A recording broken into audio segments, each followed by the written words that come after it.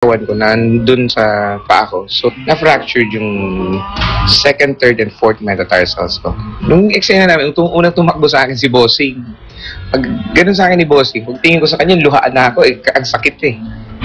Lubos na ikinabahala ni Wally at mga kasama nito ang naganap na aksidente, which could have actually led to a total disability. Tayo naman na aksidente ako. Sabi ko sana dislocate lang. So, pero hindi ko talaga magalaw siya. Emergency room sa hospital. Kita ko, fractured nga. Sabi ng doktor, mga 2 months yan, 2 months. Tapos sabi ng doktor, sabi ko, pwedeng wag na lang operahan. Yun, inoperahan, inayos yung buto, nilagyan siya ng wire or parang bakal na maliit. For 2 months nakalagay siya.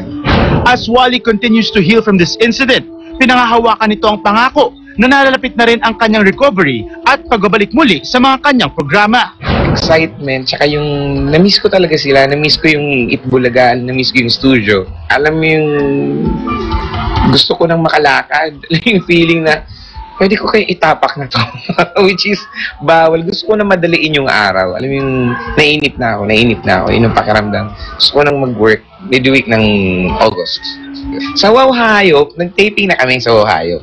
Samantala, kapansin-pansin rin na wala rin ngayon sa Itbulaga ang kanyang partner in crime na si Jose Manalo.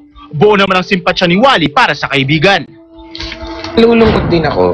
Lalo na yung ata siya, pahinga muna rin siya sa Bulaga. Pero with respeto ko naman kay Jose. Kilala ko si Jose. Mas marami kaming oras na magkasama niyan. Nakilala ko si Jose na is a very strong person na alam ko is going to settle that and fix that. Tapos malilinis yung pangalan. Alam ko yan. We're so glad you're okay na, Wally, at I hope na lalo pang bumilis ang paggaling mo at kahit po iika-ika pa, bumalik na po sa trabaho nga si Wally sa Itbulaga at pati po ako ay balik trabaho na rin sa Lunes, bukas, after a 5-day vacation in Thailand with my girlfriends. Thanks, Tim Yapa, for treating us on that trip. At